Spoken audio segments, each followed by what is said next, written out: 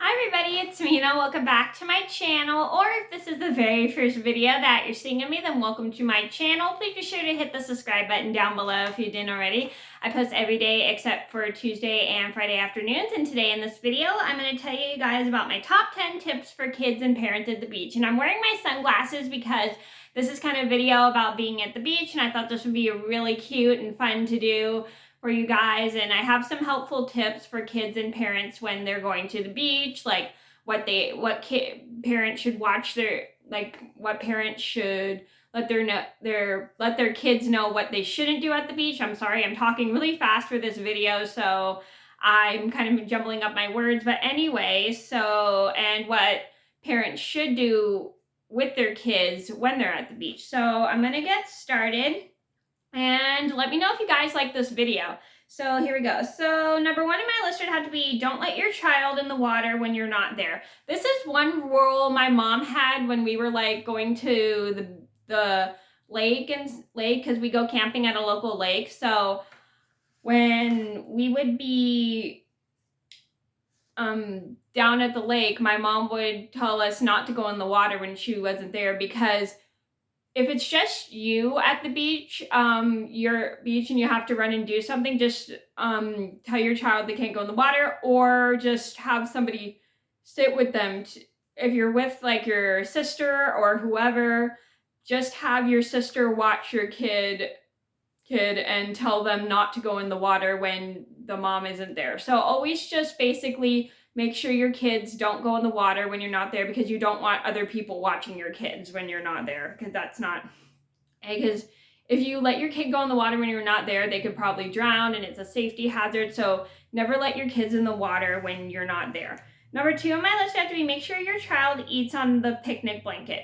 So when you're eating at the beach, one of the most annoying things is sand getting into your food. So a good thing you can do is just have your child sit with the container of food on the blanket, because if they drop the food in the sand, there's no way they're going to eat it. It's probably going to be too bad for them to eat and stuff, and then they don't leave the food anywhere and they don't litter. So a good tip is just to let them eat on the picnic blanket, so then there's not a mess on the beach, and then they can prevent and this is just in case they drop any pieces of their food, it'll fall on the blanket.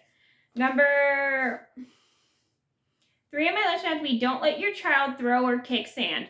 So the reason, I know the sand can be fun to play in for kids, but you never want to let your child kick sand, because it could go on other people, it could get in somebody else's eyes, and it's just not an appropriate thing, because you could disturb the other people who are at the beach, and you never want to let your child kick sand, and it's not a very good thing, because they might be kicking some animals that are hiding in the sand, and also they could probably get it in their eyes because it probably is windy, or they can get it in other people's eyes or in other people's food or in your food. So if your child continues to kick sand when they won't listen to you, just put them in timeout on like the picnic blanket or something until they've learned their lesson. Number four on my list has to be keep all beach toys together. So a good tip is to keep all the beach toys in one bag, so then you know where they are, because if your child just leaves the beach toys everywhere, then you have to run around and find them. So whenever the child is done playing with the beach toys, just if they're old enough, have them put the beach toys back in the bag so you don't lose them, or if they're too young to pick it up, you can just pick it up for them. But the best thing is to just usually have them do it, because sometimes children will get a little used to people doing things for them. And so sometimes a good tip is to teach them how to put the toys back in the bag when they're done playing with them. Number five on my list had to be make sure your child wears sandals. So this is an important rule when you're at the beach, because it's a good tip to have your child wear sandals, because sometimes there are very sharp rocks on the beach, or basically this is so they don't get their other nice shoes dirty, and it's always just good for them to wear sandals, so then they can just take them off easy instead of having to untie their shoes and then having to retie them, and then they won't get their shoes dirty. Number 6 on my list has to be make sure you're sure to take floaties and a vest for your kid. So this is just in case your kid doesn't really know how to swim and you could swim with them. Just always take like a life jacket for them, or give them like little floaties that they could use so then they don't sink in the water or drown. And just take them with you into the shallow water so then they can experience swimming a little bit. Don't bring them into if you're going to bring them in a little deeper, just make sure you hold on them because you don't want them to drown. But make sure you just stay near the shallow water. Number 7 on my list would have to be wash all the beach toys before putting them away. This is a good idea because beach toys get very dirty and you can get sand everywhere in your car. So to prevent that from happening, you should probably wash the beach toys under a faucet, because normally there's a lot of beaches that have faucets where you could clean like your sandals, and basically just cleaning your sandals or your feet just in case you get sand everywhere. So maybe wash the beach toys, and then if you have an extra towel that's dry, you can just dry them off just to make it easier for you, so then you don't have a mess in your car, and then nothing in your car gets super wet. Number 8 on my list has to be don't bring sippy cups or juice boxes. So the reason you don't want to bring that stuff to the beach is because sand can get inside of them, and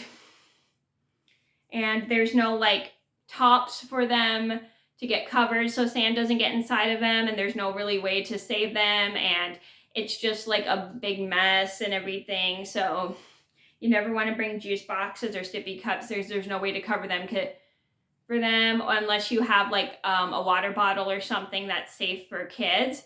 You can bring that, but don't bring like sippy cups or anything that can't be covered because it'll drip everywhere or get sand inside of it. Number 9 on my list has to be make sure your child doesn't take any seashells unless it's okay. So this is one thing, important rule that there are at some beaches is you're not really allowed to take seashells. I mean, it's okay to take them until the end of the beach trip, but your child can't take the seashells home. And I understand when kids are little, they don't always know any better. So maybe a good tip you could do is when they're picking up seashells and they're not allowed to do that, you could just tell the child, we're going to keep it until the end of the beach trip and then make them put it back, because this will teach them that they can't always get what they want and stuff. So maybe try that. And I do have a story about how I went seashell collecting with one of my friends, and I will link that story down in the description box below. And that was just an accident because we didn't know we weren't supposed to take the shells, but we did end up putting them back. Number 10 on my list has to be make sure your child wears a vest when you take them swimming. So life vest is a good thing to have for a child because they help them it helps them to swim a bit, and it teaches them how to swim. So basically a good tip is just to make sure when you take the child in the water, just take water to go swimming, just make sure you take him or her with a vest, so then you don't have to worry about them drowning, or you don't have to carry them the whole time, or you can just hold their hand and stuff, and then you don't have to worry about carrying them too much. And so it'll also like help them just make sure they know that they're safe when they're very little. Okay, so those are my top 10 tips for kids and parents at the beach. I hope you guys enjoyed the video. Thank you so much for watching. Please be sure to like and subscribe if you haven't already. I post every day except for Tuesday and Friday afternoons, and I'll see you in another video soon. Bye!